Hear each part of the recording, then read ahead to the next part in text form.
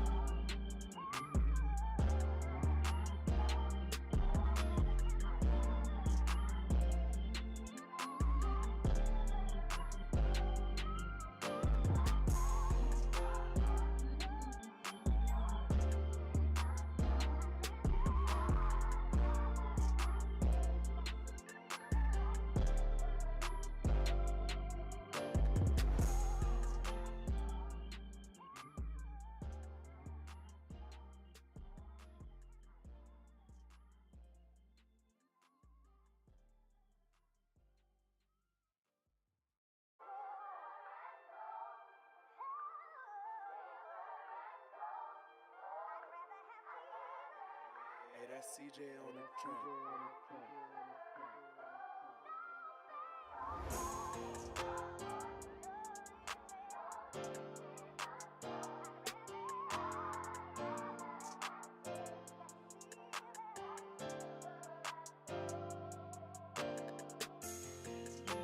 Governor of college football, we're going to recap ACC. Hey, that's Two CJ great on defensive the minds. track. They have to be better on that side of the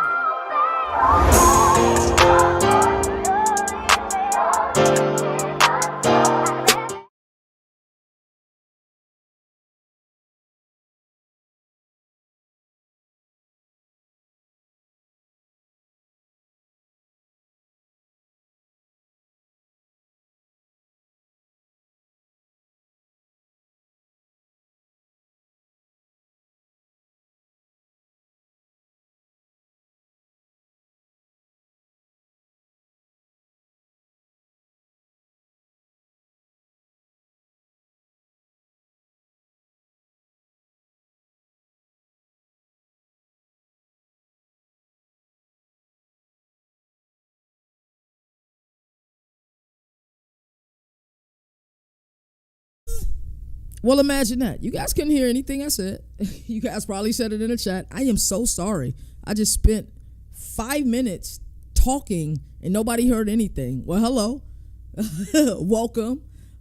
It is August, July 7th. It's a beautiful day here in Fredericksburg, Virginia. Hope you guys are having a productive day. Shout out to my team. This morning I forgot. I was like, hey, maybe I need to turn my mixer off so it doesn't explode like the last one did.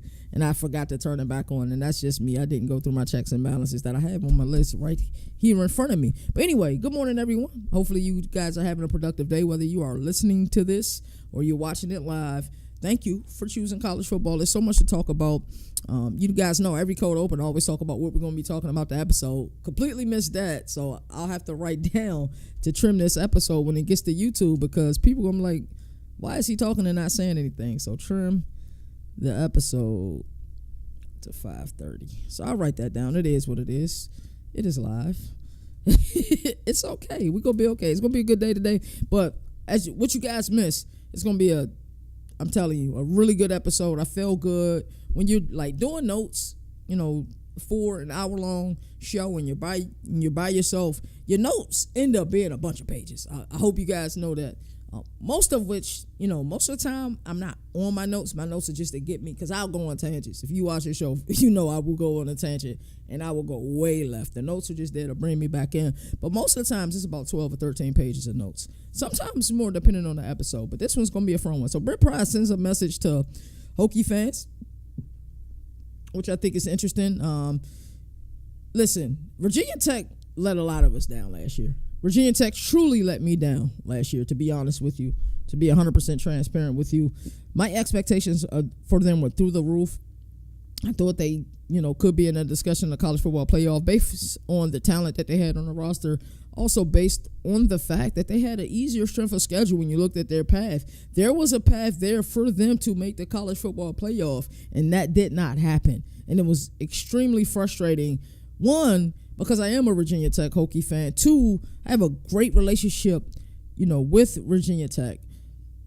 So, I get email blasts from them every day. So, getting this email blast. Brent Pride wants people to come out in 8 days from today. So not tomorrow, but the following Friday.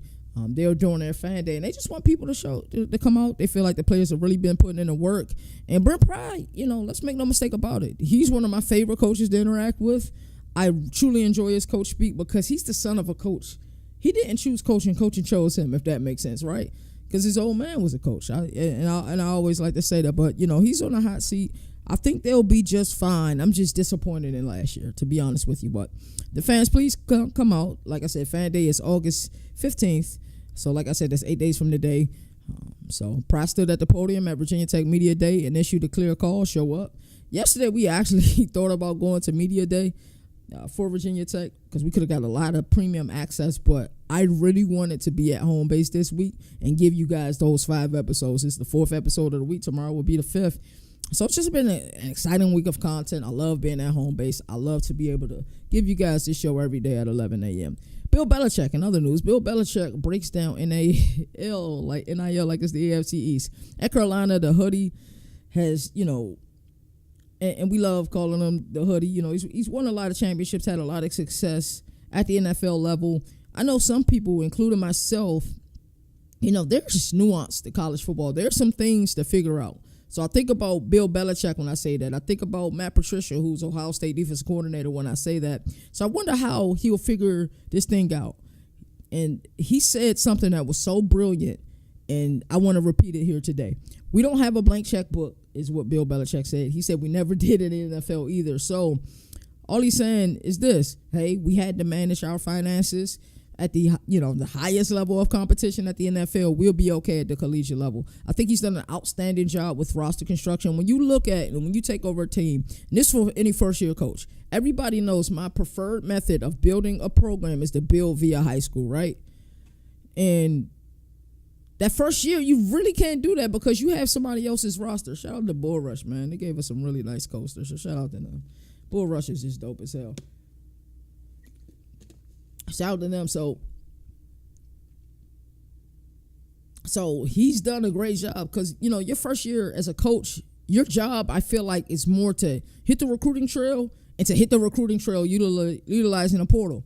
We seen Zach Kitley do that down in Paradise in Boca Raton. He went and got a stud quarterback in Caden Feldkamp and got a stud wide receiver to go with them and Easton Mercer both just happen to be at Western Kentucky and both just happen to understand the system that Kitley likes to run. Bill Belichick did the same thing. Got a stud quarterback in Gio Lopez, was able to, build his lines defensively and on the offensive line so they can win that war of attrition on the line of scrimmage. So, like I said, I think this part of it is good. He's got a lot of good people around him. I am rooting for North Carolina. They certainly have a schedule where you can say there's a case for them, to be successful in the ACC in year one, especially with the schedule. But it's just nuanced to college football is, not the NFL. And, you could try to explain that to people till you're blue in the face. It's just a different sport. And there's just different politics in this sport than it is in NFL. And you're not dealing with professional athletes, even though they are what, Governor? They are paid like professional athletes. These kids are at a school, at a campus, with access to women, with access to other activities and other, hobbies that may not be, such a good hobby. I'm trying to watch what I say here, really being careful with my vernacular. But long story short, you win a game, you are a big man on campus. You make a lot of plays, you're a big man on campus. The fraternity's going to tell you to come party with them. All the bars and the local, shops going to tell you, hey, come out, we got you. It's different at the collegiate level. But a lot of times at NFL, the same thing happens, but I think you have a little bit more of a stronghold versus at the collegiate level. It's just different. I don't know. I don't know how to explain it, but if you understand what I'm saying, you understand what I'm saying. If you don't, my apologies. This show is rated E for everyone. I can't go there. Diego Pavia isn't joking. He said Vanderbilt's going for it all. If confidence were wins, Diego Pavia might be 15-0. Listen, they had a great year last year. When you look at, the history of the team in Nashville, being able to beat Bama, that was one of the best weeks of college football last year. I just remember watching it like, this been a crazy week of college football. 76 season, I talked about the win over Bama, and Diego Pavia doubled down. Like he's not cracking a joke. He said the standard is to win a national championship. Well, you are in the SEC, you do have the toughest gauntlet, but I'd rather have a quarterback that truly believes this, where it's just not aesthetic. You know what I mean? It's just not, we just saying it to say it. If you look in this guy's eyes and he truly believes he could win a national championship, anything is possible. Because who had Auburn slated as the national champions when Cam Newton got to town, right? Probably just the people in Auburn, if we're being honest. So you want a quarterback to feel that way. Us as the media, it's our job to be honest and be like, hey, I want a guy to be that confident at the quarterback position. But I can tell you this, Vanderbilt won't win a national championship this year. Will they compete? Absolutely. Will he make plays? Absolutely. But if Diego Pavia has been putting the work in like I know he has, like I said, I got to see this dude in 2023 when he's at New Mexico State, seen him play in person when they played Liberty in the conference championship. And I'm like, wow, this kid is nice. I wasn't even really familiar with him. But I was like, he kept him in games, continued to pick up first downs. I remember seeing him like, damn, he's short. Like, you know what I'm saying? And, because you typically see, these quarterbacks around like, 6'1", 6'2", 3, 4, 5, and but like Buddy, I think he's listed at like 5'10", 5'11". He's not that. I'll tell you that right now. Jeff Lebby, man, it's a few coaches in college football I'm really rooting for. I don't know Jeff Lebby, but I just get a good feeling about him, even though I've never met him. The coaches that I have met, I always talk very highly about him, like Brent Pry. He's a stand-up dude. Coach Silverfield down at Memphis is a stand-up dude. Dabo Sweeney is a stand-up dude. Zach Kitley is a stand-up dude. Brent Key is a stand-up dude. So, like, the coaches that I've met and I've actually interacted with, I can tell you if they stand up or not. And the coaches that aren't stand-up, I just won't speak on them. Just really as simple as that. But the ones that are stand-up, I met. And I can tell Jeff Lebby's the same way. And they want to reinforce that defense, man. They gave up over 2,600 rushing yards last year. We're a lot better, in a lot better place than we were, Lebby said. If there's a team in the SEC, I know people want to look at Kentucky because of what Mark Stoops has been able to do during his time there, or they want to, like what SI said. Was it SI? Or it was Bleacher Report, I think, that said that, hey, Arkansas can be better than advertised. Fayetteville may be a place to watch. I look at this team in Starkville and say, hey, I'm not sure if they're going to be bowl eligible or go bowling, but what I say is this: they'll be competitive as long as Blake Shapen is healthy. He's going to deliver because Blake Shapen played well in the games that he played in. He only played in a few games. He had 8 touchdowns, 1 interception. He looked damn good in the spring season last year, and I think he really works that offense really well. It's interesting that Sawyer Robertson was there, and they kind of picked Blake Shapen over Sawyer Robinson. And I guess when Blake Shapen got to Starkville, I guess, Sawyer Robinson knew his time was to go to Baylor, and he was actually able to beat out Daquan Finn. But this team in Starkville can be good this year, and good by standards of how bad last year was, if that makes sense. So I think they'll be on the cusp of bowling. If they don't go 6-6 in the regular season to be eligible for going bowling, 5-7. Hopefully it's not 4-8, even though 4-8 will still be a step in the right direction. But I'm hoping it's 5-7 or 6-6 for them. Michigan is back. Greg McElroy thinks so. Shout out to him. I had a great time, in our interview and our sit down at Big 12 Media Days with him. I actually just released that video recently, and I'm trying to start to do more uploads on the page just to put out more content and being a little bit more active with the community posts. But Greg McElroy isn't blind to Michigan's 2024 drop-off, but he also isn't panicking. With 5-star freshman Bryce Underwood trending toward quarterback 1, I think he will win it ultimately. In a schedule, it's not too shabby, but can they beat Ohio State for the 5th straight time? McElroy believes that the Wolverines have every shot at a 12-team playoff bid. And he said, and he's talking about Underwood. He's the centerpiece. McElroy said they'll lean on the run game, but he'll be just fine. Listen, college football is better when Michigan is better. So if Michigan is good this year, and I don't mean good by the standards of, hey, they went 8-4. I mean good by the standards that, hey, they went 10-2 and they'll be in the college football playoff. When I say good for Michigan, good for Vandy ain't what good for Michigan is. If that makes sense. So good for Vandy ain't what good for Alabama is. If you are in Knoxville, Josh Heupel has created what the new good is. So that's 9-3 or better, right? So, when we look at teams, like I said, a good year for Michigan is an elite year for most programs. Let's just be honest. But Nussmeier, let's move on to the next news piece. Nussmeier, injury scare, quickly cooled. LSU fans can hold their breath. Every year in fall camp, there's some little dinged up. People get injured. But the Heisman hopeful is fine. He's my favorite to win the Heisman this year. And, they need to be healthy, just like every team needs to be healthy this time of year, right? Heading into the season, what you want is health, and you want to just have the guys and the pieces in place that are ready to go win you a national championship, right? So that is our Into the News segment. We're going to move right on to the next segment. That's Governor Reacts. All righty, so Governor Reacts. Could we see College Football RedZone on ESPN bring back the good old days with ESPN Goal Line, but with a twist? So when I saw this, I was excited about it. I saw Commissioner Goodell. College football is such a growing sport. I feel like I used to never see Commissioner Goodell talk about college football at all, but it's kind of cool. So all right, let's talk about the biggest media move in college football since NFL Sunday Ticket left DirecTV. They're down with YouTube TV. I actually purchased it last year, and then I'll purchase it every year for my dad. I'm not sure how many NFL games I'll be watching on Sunday. Didn't watch a lot last year other than a Bills game. If Shador Sanders ends up starting, I do want to see him play, and I do want to see some Tennessee Titans games. But for the most part, I'll be listening to those games because I have my TV right here. But then I'll just be getting back in town because I'm at games on Saturdays. So I'll be getting back in town. So Sundays, I want to kind of watch some of the games that I missed from Saturday just to be able to prepare my notes and get ready for, the week's worth of shows. But, anyway, this is exciting. So it's something to talk about.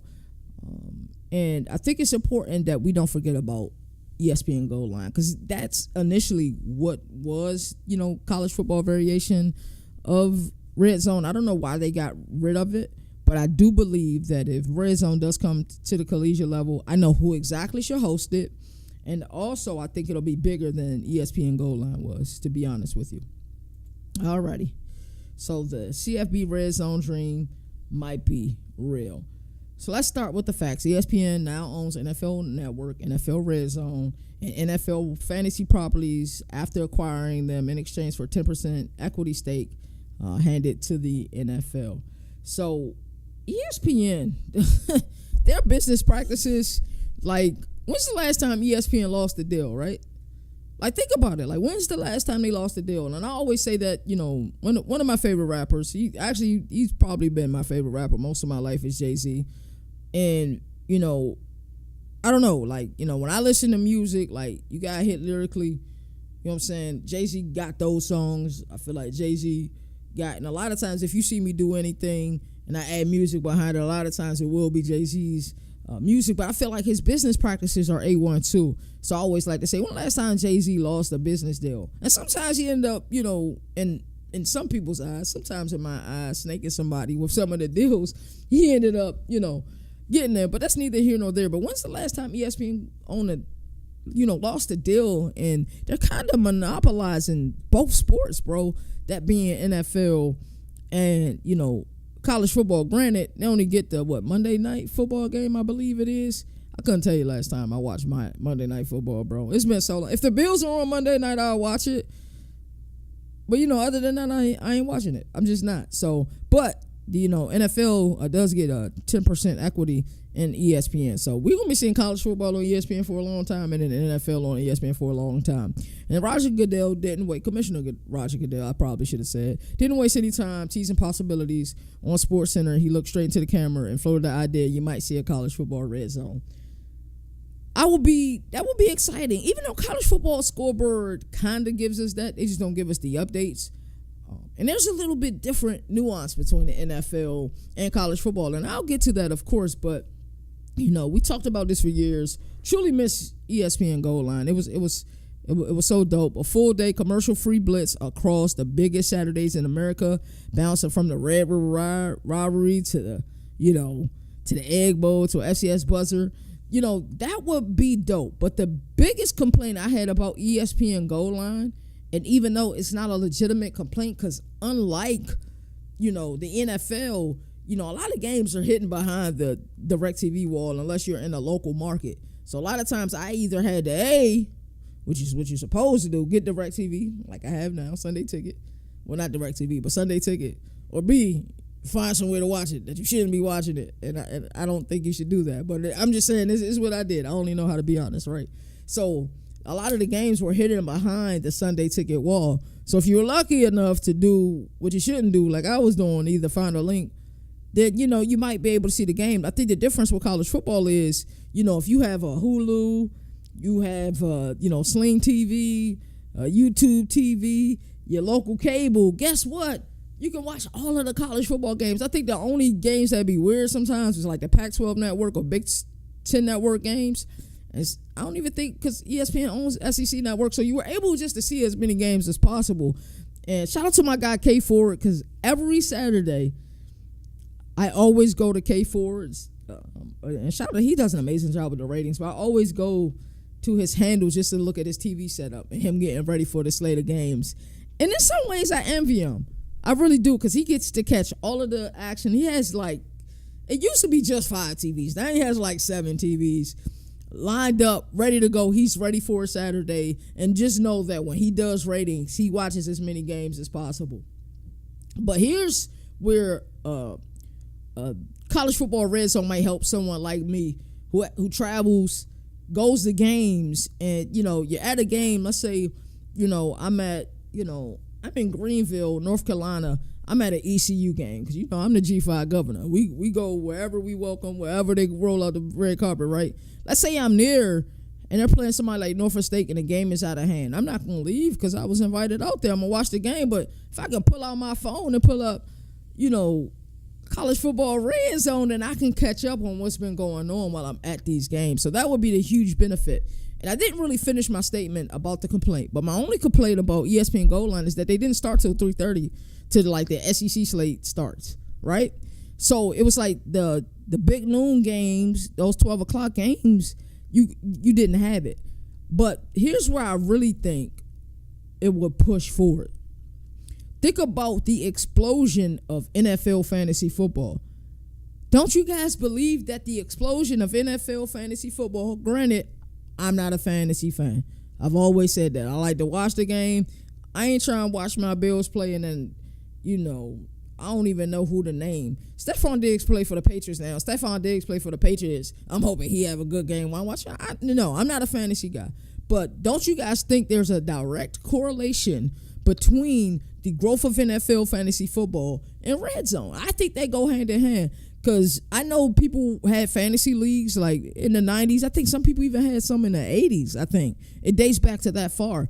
But it wasn't popular one. But I'm talking about everybody was talking about a fantasy league. Like, I feel like red zone and, the explosion of NFL fantasy goes hand in hand. I truly feel like with a college football red zone, because college football fantasy is still not done enough, if we think about it, and not many places offer it, if we think about it that way as well. So I think what college football red zone could help is just the explosion of CFF.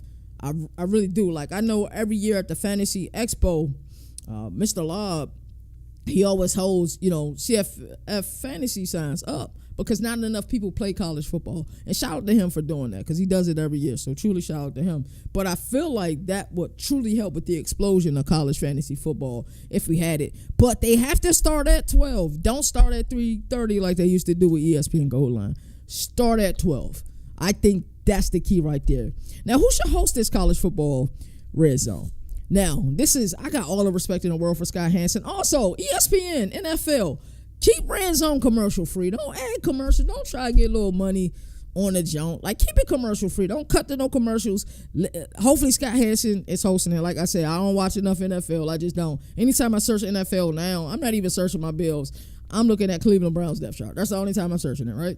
So, but, like, keep it commercial free. If you want to have little pop-up ads in the corner, do that where it's not in frame. You know what I'm saying? Like, where it's in frame, but it's out the way. Let Scott Hansen cook. But with all due respect to Scott Hansen has done a wonderful job on NFL Red Zone. He should not host college football Red Zone. Let him focus on that crazy, what do he do, 9 hours, is it? 7 hours? Yeah, 7 hours and some change every weekend. Let him do that on Sundays. I got a guy for Saturdays. And the choice is clear. And I don't think too many people would argue with me. It's Matt Berry. Matt Berry already, is with us during our day on Saturdays. We'll have to pull him from ESPN with, the college football scoreboard. Yeah, let somebody else step into there. Let Matt Berry host college football red zone. Let him host it. I think that'll be fantastic. And he's also on college football final. And that was something that we talked about when I had the opportunity to interview him at Big 12 Media Days as well. It's like, he was like, he felt like he slept for 2 weeks. He's like, he absolutely loves it. Don't get it twisted. But he was just like, he's at the studio all day. You know what I'm saying? Because you got to prep for the show. I think he said he may get to the studio some days around like 8 a.m. And he not leaving till like 12 a.m. Depending on, how late some of these West Coast games are, right? But I think the choice is clear. If we're going to do it, have Matt Berry host it. That'd be fantastic. And I think the reason that I will be interested in it is because I'm always on the road. So if a game get out of hand, and I'm on the field, man, I'm going to go to the press box. I'm going to put my headphones on, bro, and I'm going to watch college football red zone, do the work I got to do for covering the game that I'm at. But, if it gets out of hand, yeah, I'm 100. I don't think that it's happening this year. Let me say that. I probably should have said that in the opening. When somebody teased the idea of something like that, it's in the works. Won't happen this year, in my opinion. Maybe next year, maybe the year after. But I think it'd be great if we got it. But, to me, Matt Berry would be college football Scott Hansen. Huge fan of Matt Berry. And his energy is great, bro. And I feel like he's already doing it. Just let him go ahead and run it if they decide to do that, right? And I already talked about how Red Zone changed the NFL and the growth of NFL fantasy. To me, they correlate. They directly correlate, right? So, like I said, the only difference is, and I don't know, how it will affect the ratings. Like, if you're in our city and I was playing, you don't give a damn about the other games unless, most people probably got most college football fans got a 2 type of setup going on. Like me, when I'm watching my college football games, YouTube TV offers the 4 windows. When I am home to watch a game, I'll watch it on the 4 windows and I'll have something on my phone, or sometimes I'll have it on the 4 windows. I'm at my computer set up watching a couple games because I got a dual monitor set up, and I'm still watching on the phone. But the average person will probably be watching the game that they really care about, and that's the only game they're watching. Because if you're in Iowa City, you don't give a damn about what's going on in Tuscaloosa, you're hoping your Hawkeyes win, right? Especially if it's like the Cy-Hawk game. So, yeah, you just hoping that your team win. But, if your team's not on, you want to watch more than one game. So you probably got one going on your phone, got a few going on your television. That's what most college football fans do. Now, you could just have the red zone on your phone, have the jump propped up, watch the game you want to watch. In commercial breaks, you're looking at what's going on around the country. You can watch it on red zone. So I think that'll be spectacular. I'm just worried about the ratings for, if you're in Tuscaloosa, you don't give a damn about what's going on there anywhere else. If Alabama's playing at 3:30, the hell with red zone, I'm watching Alabama, right? That's what a fan in Tuscaloosa is saying. So those are some of my thoughts. But there's so much college football coverage that isn't hidden behind, a ticket style paywall. You got ABC, Fox, NBC, CBS, ESPN, FS1, CW, BTN, ACC Network, SEC Network, and I already mentioned YouTube TV, Hulu, Fubo, Sling, and plus more. There are so many options to watch college football, right? And it's not hitting.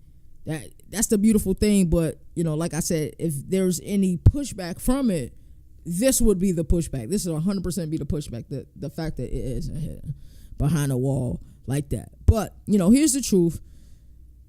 These broadcasts are still going to be amazing, but, if you want to push college fantasy football, this is a great way to do it. It adds value, it brings chaos into focus, and it tells the full story of a Saturday, because we miss so much on Saturdays, when you tied into one game. Or like me, I miss a lot on Saturdays. That's why Sundays end up becoming my Saturdays, and, I'm watching the recordings that I saved.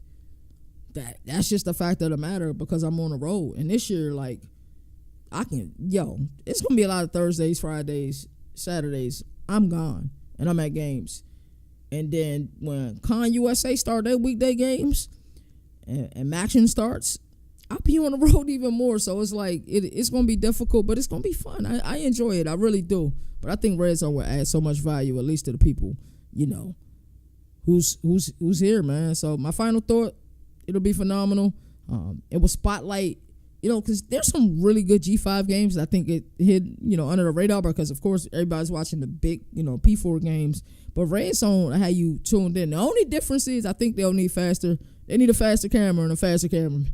Because college football, actually, you get a big play, boom, just like that, right? So that'll be cool. So we are going to get into our governor ruling segment. We're at the 32-minute mark, right where I like to be. I'm just so mad that this show opened up without any audio. So I got to make sure I have audio check written down on my notes. And I actually got some little sticky notes, because I was doing I got some summer cleaning today. And these are good, so where I can just post little notes on my monitor. So there's little mementos and things to remember before I go live, because I do all of the production. The ticker created by me, these lower thirds, I have to do them for every episode. The segmented videos, I have a bunch of videos that I am able to utilize, so they're not give me any copyright claim. Saved to my computer, the thumbnail I do, the YouTube description I do, all of my notes I do. I produce this entirely. So it takes hours to do it, but I'm not complaining, because I love giving this content. And this is, what I want to do. I truly breathe college football. So it's been cool. Let's get into our next segment. Governor ruling. We're going to look at the top 25 college football scandals of the last, because we're at the quarter century mark. There are some I am uncomfortable talking about, and I will get pissed off about. So if you see me skim over it, it's because I don't really want to talk about it. Because there are some difficult ones to talk about in here, but there are some ones that I get pissed off about that we really going to talk about. So let's head into this next segment, governor ruling. This is going to be a fun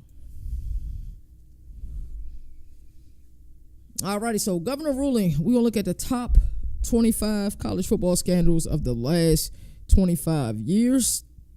You know how I like to do it. Let's go from 25 to 1. At 25, Jaden Rashada NIL fallout. Originally committed to Miami, flipped to Florida for an NIL deal worth $13.85 million. That collapsed. Sued Florida and Billy Napier after transferring to Arizona State. Then I think he was with Georgia last year, now he's at Sacramento State. And I'm really wishing this kid the best. There are times in this sport that I want to hide into the bushes like Homer Simpson. This was one of the moments I was so frustrated. I was so pissed off with the sport. I was so pissed off with Florida. I was so pissed off with how this kid was treated And it truly set him back. I think we can look at this situation and say Jalen Rashada was set back by this BS. And y'all know what I really want to say. He was set back, bro.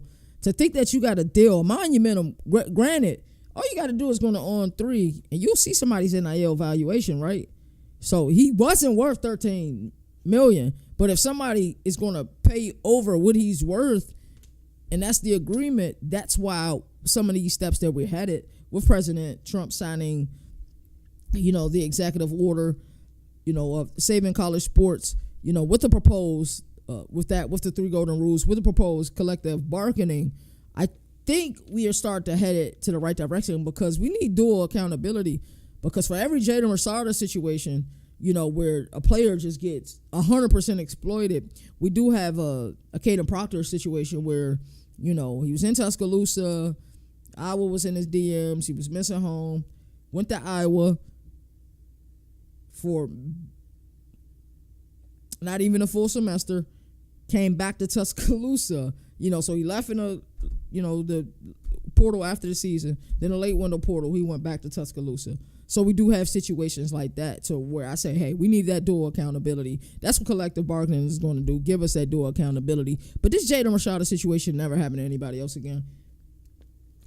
I truly hope he has the utmost success at Sacramento State because that kid was set back by this. Iowa and Chris Doyle. Multiple Iowa players were hospitalized in 2011 after workouts. Later, certain race players accused strength coach Chris Doyle of racism and bullying. Doyle denied it but left the program.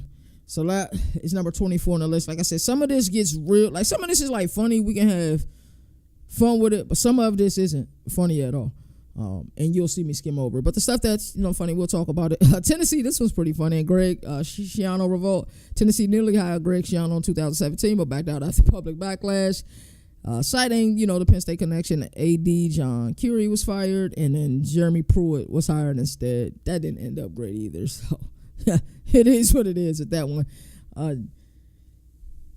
Jim Harbaugh and Cheeseburger Gate, man. Harbaugh met with recruits during COVID day period and allegedly ordered a cheeseburger. He denied it, but receipts led to multiple violations and a 4-year show cause. Bro, that is hilarious, bro.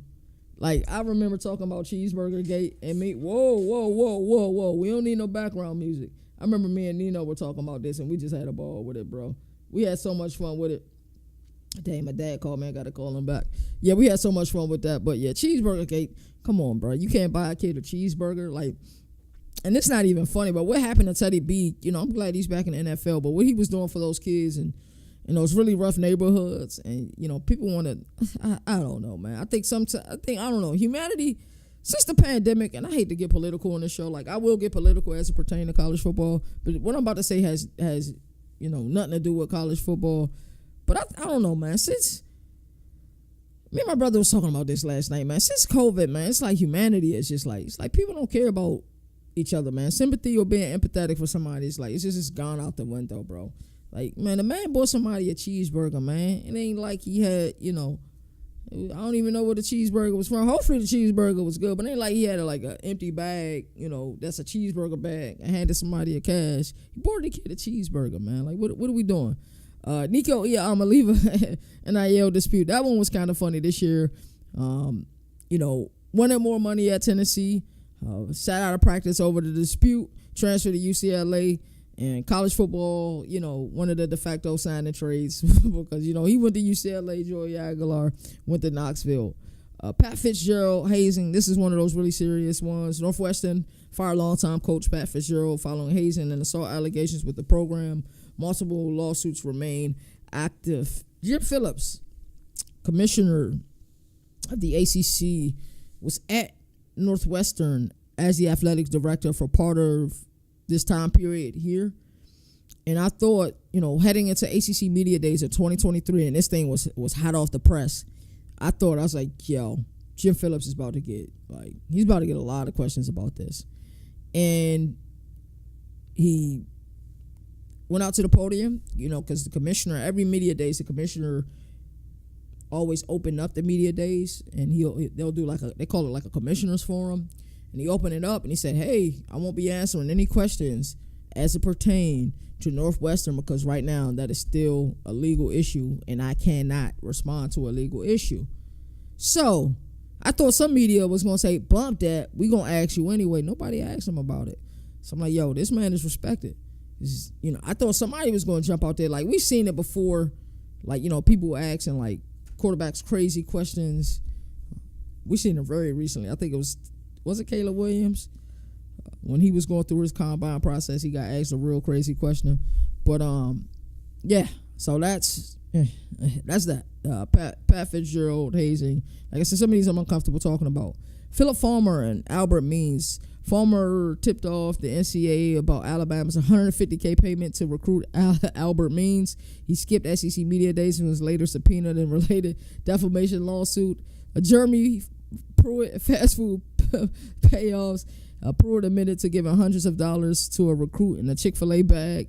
He was fired, given a 6-year show cause and suing the NCAA for $100 million. Auburn Jetgate, that's at number 17. Auburn booster secretly flew to meet Bobby Petrino while Tommy Tuberville was still a head coach. Hey, my bad. You should be laughing at some of this. Some of this is hilarious. But the names be what's funny, bro. Like, there's so much satire in college football. Like, I'm telling you, bro. X is a dark place, man. I remember hearing about Josh Pate going to On 3. Well, not going to On 3, just partnering with On 3. And then, like, people just ASAP started attacking JD Pickell. I'm like, yo, JD Pickell makes dope content. Why are y'all attacking him? But I ain't gonna lie, some of it was funny. Like, I don't know, man. This sport is just so undefeated, bro. But yeah, Auburn's Jetgate, the boosters secretly flew to meet Bobby Petrino or Tommy Tuberville. I'm struggling to get through this. Was still a head coach. The meeting leaked and the AD was fired. Tuberville stayed and went undefeated in 2004. Mike Price and George O'Leary. Price was fired before coaching a game at Alabama after a strip club incident. I'm sorry, I'm not laughing at this. I'm still laughing about Auburn Jetgate. O'Leary resigned from Notre Dame after lying on his resume about a fictional master's degree. WikiLeaks, Wake Forest radio analyst and ex-coach Tommy Elroy leaked game plans to opponents for years. The scandal came to light when the playbook was discovered at Louisville. Yo, that's crazy. Cam Newton recruitment. Cam Newton father reportedly solicited a 6-figure payment for his son's commitment. Newton was briefly ruled ineligible but reinstated. Auburn went on to win the BCS title. Ohio State, the Tattoo Gate. Players traded team gear for tattoos and cash. Coach Jim Tressel lied about his knowledge and resigned. Ohio State received a postseason ban for 2012. LSU booster embezzlement comes in at number 12. A booster stole $5,000 from a hospital foundation. This is not... Hey, bro, I am struggling to get through this if you guys can't tell. This is not funny, bro. But it's slick funny, but it shouldn't be funny. Y'all know what I mean? A booster stole $5,000 from a hospital foundation.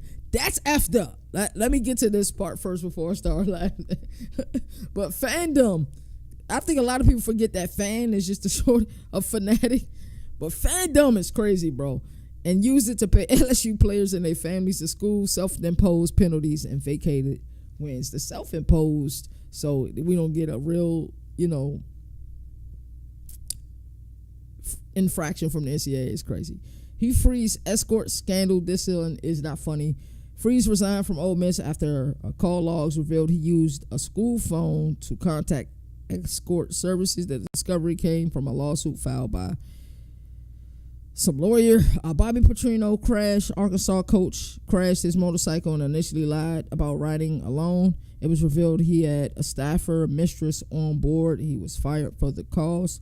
Tumors corner poisoning. This is coming in at number 9. Alabama fan Harvey, don't know how you say their last name, confessed to poisoning Auburn's iconic Oak-Trees after the 2010 Iron Bowl. He was convicted. Wow, that's crazy. All right, number 8 is hilarious, bro. Manti Te'o hoax. Yo, they was trying so badly I don't know what they were thinking, bro. This is crazy. There was actually a Netflix special on this, but Notre Dame linebacker Manti Te'o, I remember that year he had too, was catfishing to believing his girlfriend had died. The truth surfaced before a national title game. It became a media firestorm. The girlfriend wasn't real. She came out of nowhere. That was crazy. I remember how crazy that time period was. And I don't know why some of this is so funny to me, bro. But just looking back at it, it's hilarious. Number 7, USC and Reggie Bush family receiving proper benefits, including house. NCAA stripped 30 scholarships and gave a 2-year bowl ban. Pete Carroll left before sanctions hit. And Bush forfeited his Heisman, but he got it back. Let's go. Miami and Never Shapiro, I do remember this. Convicted Ponzi schemer funded improper benefits for players, including yacht trips and strip club visits. NCAA issued a lack of institutional control charge. Penalties crippled the program. Yeah, I remember hearing the verbiage Ponzi scheme for the first time when all of this happened. And these things have been happening for years. Like, you know, if it's one of those like unwritten rules. It truly is. Like, I went to a Division III school up in Eastern Shore, Maryland, called Salisbury, and a lot of times what would happen, so, you know, everybody kind of has their crowd in college. You know, you got the athletes, you got the cool people, but, you know, we were known for throwing parties. You know, so that was, you know, that's just what we were known for. We always did it. We did it in dorms. We did it, you know, when we moved off campus, we threw parties. I remember the police had to shut some of these parties down because there was just so many people in the apartment, like the floor was shaking. So a lot of times what the athletes would do is they'll bring in recruits and then bring them to the party. So you'll just see these young kids. So even at the Division III level, this is happening where, you know, they're trying to make them have a good time. So they come and go to that school. So these type of things have been happening for years, man. So it's never surprising when I hear it. But it is what it is. Coming in at number 5, we're getting into the top 5 now. Michigan signed stealing Stafford Connor Stallions, bought tickets and recorded opponent signals. Michigan won the national title amid the scandal. Hallberg was suspended, and helmet communication rules were fast-tracked. Like, yes, college football was archaic with all of this sign crap. You know, the dummy signs. Some of these signs are real. Some of these signs are for the wide receivers. Some are for the quarterbacks. Why were they doing all of that? Yo, a green dot, communicate the play in the huddle. You know, and I get it that the signs help teams with their turbo style tempo. Yes, it helps 100%, but come on, bro. Like, stop it. Like, this is crazy. And Connor Stallions wasn't the first, probably won't be the last. If you still using a lot of signs, that's your fault. And sign stealing has been since the beginning of time. We see it in baseball. Like, the catcher is literally communicating to the pitcher what pitch to throw. So if you think coach is not watching that, like, come on, bro.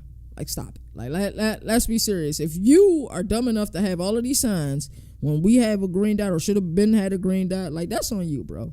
I don't care. Like, you can still go fast tempo because, well, I think you have, like, I forget how much of a second window to put the play in. Like, you can literally huddle, boom, put 2 or 3 plays in. Hey, we're going to go turbo after this. These are your 3 options the next couple of plays. Like, come on, it's really that simple. Like, why are we still out here like you know, it's goddamn 1955, bro, and out here with signs. Yo, we have the technology, and I think they even had the technology then. Like, that was crazy. UNC academic fraud started with extra benefits from agents, escalating to a massive no-show class scandal involving the Afro-American Studies Department. NCAA ultimately imposed limited punishment. Coming at number 3, the Pac-12 collapse. One of my saddest days as a fan of college football, as a reporter on the sport, and, you know, a credentialed media member, is watching this in real time. And watching George Kliavkoff completely mismanage this. He really did. He completely mismanaged this. He was sitting here like the play, waiting for Godot. And Godot never shows. He was waiting for a media deal so he can go back to the table and talk to his teams. Like, he wasn't active enough in trying to keep this conference together. And it's not all the blame. The commissioner before him should take some of the blame as well. But George Kliavkoff, I don't know what he was thinking. Like, if you saw how George Kliavkoff moved during that time period versus how Brent Yormark got active. Okay, you're going to take Texas and Oklahoma for us. Yes, that 100% hurts our conference. Yes, they're 2 of the highest grossing, you know, football programs in the country. Yes, how will I replace them? Well, you can't. But what I will do is get active. We're going to talk to UConn, even though UConn, you know, still remained in the Big East for basketball and independent for college football. He still went up there to holler at them. Well, hell, let's go get Cincinnati, you know, Let's go get Houston. Let's go get USF. Like, let's go be active and get in teams so our conference is still strong. And the Big 12 is still strong. So shout out to Brent Yormark for how he handled it. But George Kliavkoff completely mismanaged the situation. And it was just a sad day. It really was. The day that the Pac-12 collapsed, we found out that the 4 schools that were going, to the Big 10, and then, the other schools were headed to the Big 12. It was heartbreaking. But, that's what happens when you sit there and wait and hope. You got 3 type of people in this world. You got people who like to blame others, people who like to wait and hope, and people who like to make excuses. Like, most people fall into those 3 categories. So, yeah, he waited and hoped, and it just didn't happen. Number 2, for these top 2, I don't like talking about. I'm going to report on them. I'm not going to give any side commentary. I'm going to just report on them. Baylor and Art Browse, Baltimore players were accused and convicted of sexual assault. The school covered up or failed to report many incidences led to firings of Art Browse, Ken Starr, and Ian McCall. And then Jerry Sandusky and Penn State. I'm not talking about that. Still can't talk about that. What has it been? 13, 14 years since that scandal, and to this day, I still can't talk about it. I still get sick to my stomach. I really do. Even when it comes to Joe Paterno, I get sick to my stomach too. And, I've been watching college football for a very long time. And for a very long time, he's one of the first people I thought about when I thought about college football. I think about him and Bobby Bowden. To this day, I still struggle talking about that. But what I will say is this. Bill O'Brien did a fantastic job to help restore that program. He really did. So shout out to Bill O'Brien. But I still struggle to talk about that to this day. I really do. Let's get into our next segment. No ads today. Shout out to Bull Rush. Get you a coaster. Shout out to them. All right, around the nation. Let's talk about JD Pickell's college football playoff. I like some of it. I hate some of it. This is just generally what it is. But let's talk about it. I hate when that happens. Like, we're going to go back and do that again because that just didn't look right. All right, that's how I was supposed to show up. I don't know about the other thing, but, it is what it is. It's all good.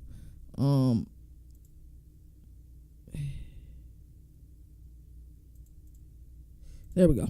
All right, so around the nation, JD Pickell's college football playoff. Where does the governor agree and disagree? Let's talk about it.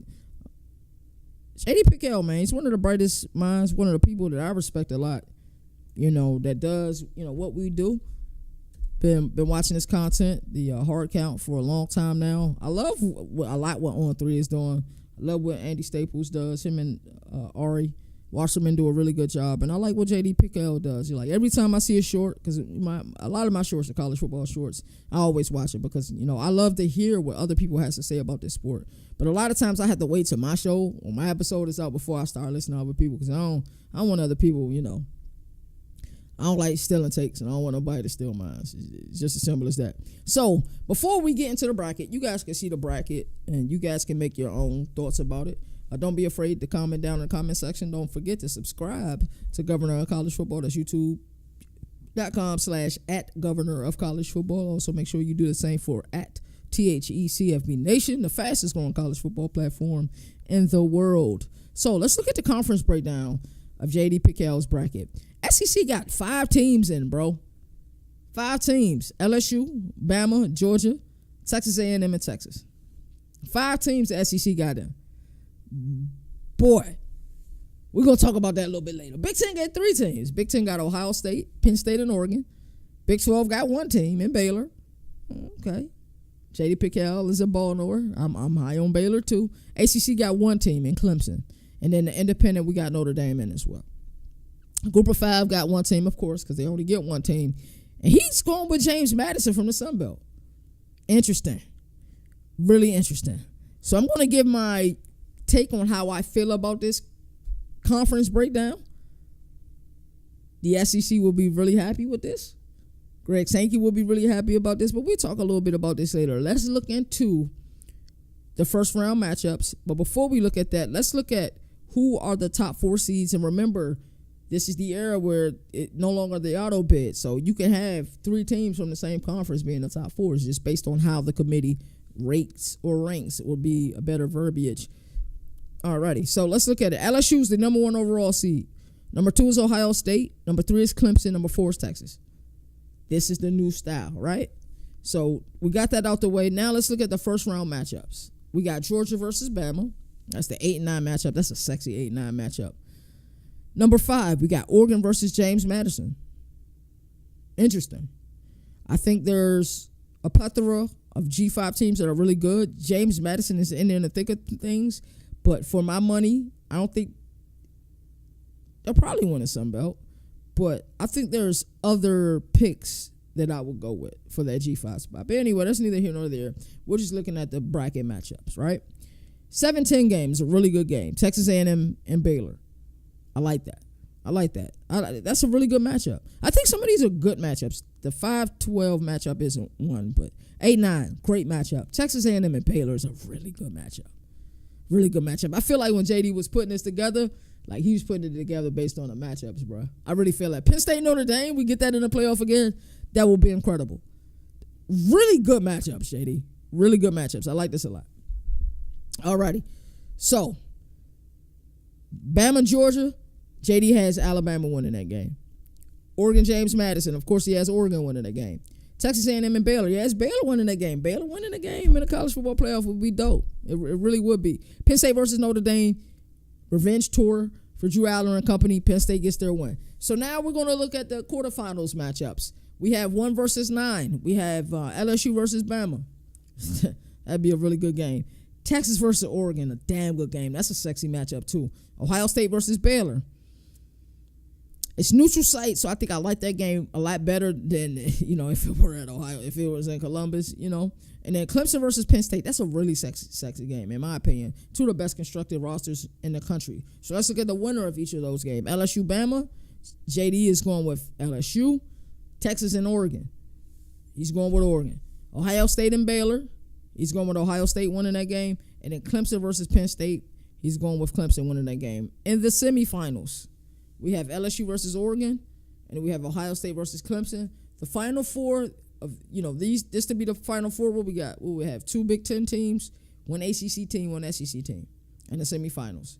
So the winner of LSU and Oregon, JD got LSU. Ohio State and Clemson, JD got Ohio State. So its national championship will be LSU versus Ohio State. That's a damn good matchup. That is a really good matchup. It really is. Like, his bracket worked out really well. Only one bad matchup. Some may say Ohio State and Baylor is a bad matchup, but I think that matchup will be better than advertised. But other than that, the only bad matchup, which in most brackets the only bad matchup, depending on the team, will be that 5-12 matchup, just because the 12 seed a lot of times is going to be that G5 team. But this bracket works out really nicely, so I have to give JD credit there. Like, I wouldn't be mad at this college football playoff bracket at all. I wouldn't, because we get a lot of really good matchups. And even if some of the other teams who he has, like the teams that he had losing, even if some of them were able to win other than James Madison, we would still have really good matchups. So here's some of my takeaway. And then, of course, he got LSU winning it all. That would be so great for the sport. It really would be. It'll be great for Brian Kelly to truly get that monkey off of his back. But let's get into my reaction. Let's talk about this bracket. I think this bracket looks nice. Like, if this is the college football playoff this year, just looking at it, just from an aesthetic viewpoint, the games will be good. This bracket will be better than last year's bracket. So I have to give JD credit there. So, Greg Sankey and folks pounding the table about strength of schedule as the number 1 key metric, when evaluating a team on whether they meet the merit of a college football playoff team or not.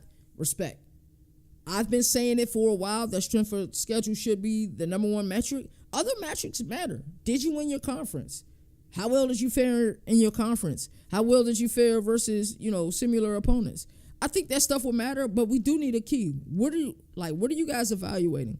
And this is why sometimes you guys hear me and I'll pound the table and say, hey, let's go back to the computers. We got the playoff, right? Let the computer decide who's in the playoff. But I know there's some opposition against that. But I tell you who will be happy. Greg Sankey will be happy. Those people who are a huge proponent of strength of schedule will be really happy. But here's what I think and how it will really shake out. SEC not getting 5 teams in. They just won't, because that SEC bias is so strong. I think people, well, granted, what they get, 3 teams in last year. I know they weren't happy.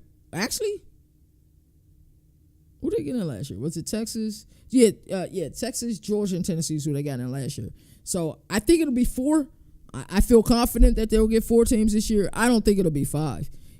Would it be great for the sport? Absolutely. Would it lead to better matchups? Absolutely. But I'm not so certain that they get 5 teams in. So that's where I slightly disagree with JD at. Big 12 may only get 1. They only got 1 last year. The cannibalization in that conference is real. So many teams have an opportunity to win that conference. So I just think teams are going to stack up losses, and there'll truly be one team that, sets themselves a rest from everybody else. I agree with JD. I think it'll be Baylor. I really do. You guys know I'm a huge Sawyer Robinson fan. Bryson Washington is real deal. Michael Trigg at tight end. Josh Cameron at wide receiver. Kobe Prentice said they got via the portal. This team is ready, bro. And their defense is going to be stout, too. ACC, I think ACC gets 2, just like they did last year. Last year, they got Clemson and SMU in. I think SMU definitely slides in year 2 under Rat Lashley and year 2 in the ACC at the Power 4 level. People don't remember that they ran through the ACC last year. Their first loss in the conference was to Clemson. That was in the conference championship. 8-0 in the conference last year, right? So when I look at this, the overall structure of the ACC, I said 2 teams are getting there. That team, I think, will be Louisville. I really do believe that. I think Louisville is a really good team, but I can also see a team like Georgia Tech. I can also see a team like maybe Miami. I'm not so certain, but a sneaky team could be Duke, because I really like what Manny Diaz is doing in Durham. And I'm just trying to be consistent with that for sure. And then Big Ten gets 4. I think SEC will get 4. I think Big Ten will get 4. And then the Big 12 and ACC is just going to have to fight over who gets, 2 teams. Just one of those conferences is getting 1 team, and then one going to get 2 teams, right? Unless, what JD predicts to happen is that the SEC get 5 and both of them get 1 apiece. But give me 4. I like Ohio State, Penn State, Oregon, and add in Illinois. I'm that confident about how good Illinois will be this year. I really am. So that'll be, 4, 2 in the ACC, 1. Then that means that Notre Dame not getting in, right? And I'm not so sure about that, because Notre Dame got a damn good team this year. But that would be my prediction. It will be 4 in the SEC, 4 in the Big 10, 2 in the ACC, 1 in the Big 12, and then 1 G5 at large get in. So that means Notre Dame don't get in. I don't know how that happens. But they do have a tough schedule this year. So that's my reaction to that. So, damn, another hour. Another hour is gone. Another fun episode. My apologies about the episode starting without my microphone on. Like I said, I do all of the production, so sometimes I forget the smallest things. I will trim this episode on YouTube to make sure that if you guys want to watch it or you missed it, that you do have a chance to catch that. College football is so great this time of the year. Make sure you guys enjoy your day. Please be productive with your day. Do something nice for somebody that you normally wouldn't do. Truly just try to go out your way and be, better for humanity, man. For real. As I always like to say, there are no more victories in the sport that survive and advance. That's why college football has the greatest regular season. And until next time, this has been the 4th, hour episode. We do hour episodes of the week. Tomorrow we'll close out the week with our 5th hour episode. I'll see you guys at 11 a.m. You all take care. Governor of college football, we're going to recap ACC. Hey, that's CJ Great on defensive the minds. track. They have to be better on that side of the